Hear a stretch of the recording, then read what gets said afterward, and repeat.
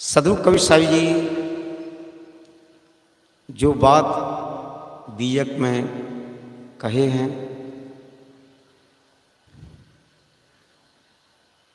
वो दो ही बातें हैं, जड़ और चेतन की।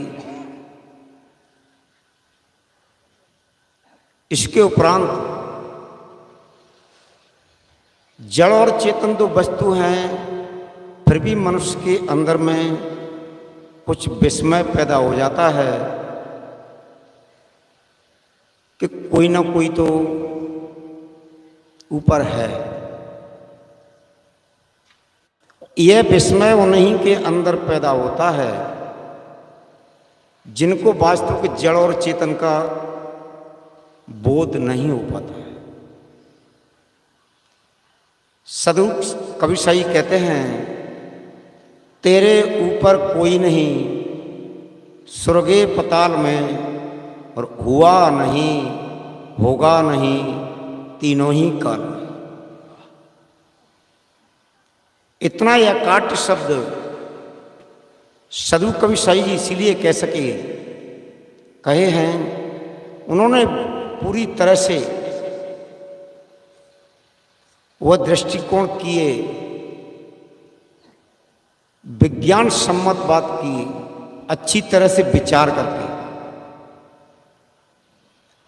कोई भी ईश्वर ब्रह्म परमात्मा तेरे ऊपर नहीं है,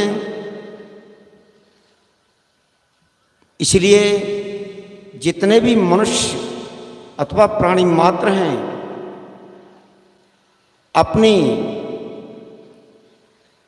लक्ष्य को इन सभी मनुष्यों को ही देवता ईश्वर ब्रह्म परमात्मा के रूप में जो भी कुछ करना है वो देखिए जानिए। क्योंकि पाप और पुण्य की परिभाषा जो आती है, पुण्य पत्थर को तोड़ने से, पाप पुण्य के पत्थर के तोड़ने से नहीं होता, पाप वृक्ष को काटने से नहीं होता। पाप कब है?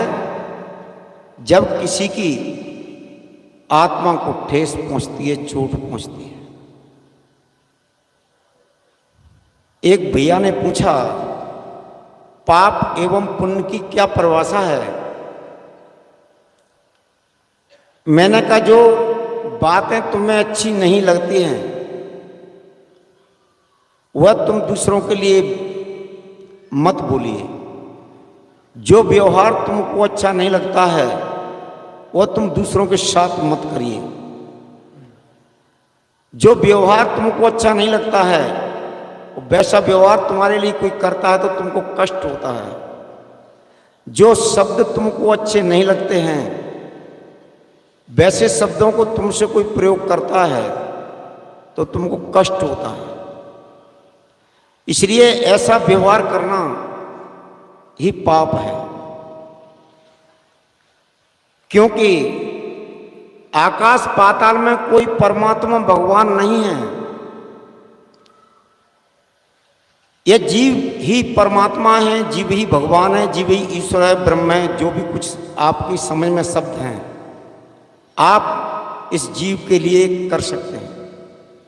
क्योंकि अभी श्रद्धेय संतों के द्वारा आप लोग श्रवण कर रहे थे कि जो भी हम कर्म करते हैं वो कर्म एक प्रकार से नहीं, मन से जो भी आपने चिंतन किया है वो भी कर्म बन गया। वाणी से जो भी शब्द आप बोले हैं वो भी कर्म बन गया। वो कर कहते हाथों को, इनसे जो किया जाता है वो तो सीधा कर्म है। इन तीनों प्रकार के मन से चिंतन, वाणी से शब्द और कर यानी हाथों से किए हुए कर्मों की रिजल्ट ही प्रत्येक प्राणी के जीवन में सामने आता है। इसलिए सदगुरु कबीर कहते हैं, ना मन से गलत चिंतन करें, ना वाणी से गलत किसी को बोलें, ना कर हाथों से कुछ गलत किसी के साथ में करें। तीन ही जगह हैं अच्छा करने की और बुरा करने की। अपने जीवन में कोई भी व्यक्ति यह नहीं चाहता है कि किसी भी प्रकार से अथवा किसी भी प्राणी के द्वारा मुझे कष्ट मिले। सब चाहते हैं कि सबके द्वारा हमको सम्मान मिले, सबके द्वारा हमको सुख मिले, हर प्रकार से सुख मिले। इसके लिए हमें क्या उपाय करना है?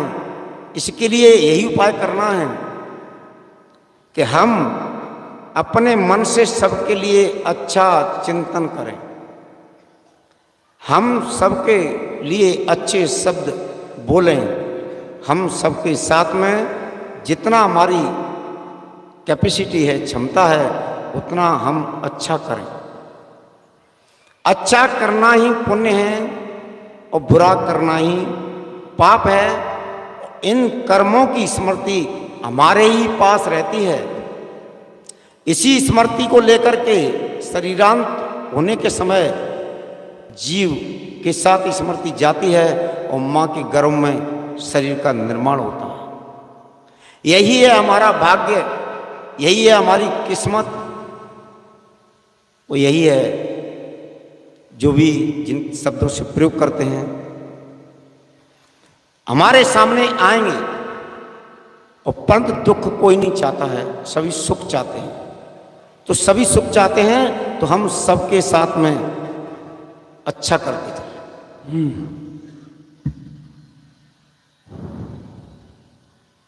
पूरा हुआ। अच्छा, और संकेत है कि समय पूरा हुआ। इन्हीं शब्दों के साथ मैं अपने शब्दों को रोकूंगा। एक बार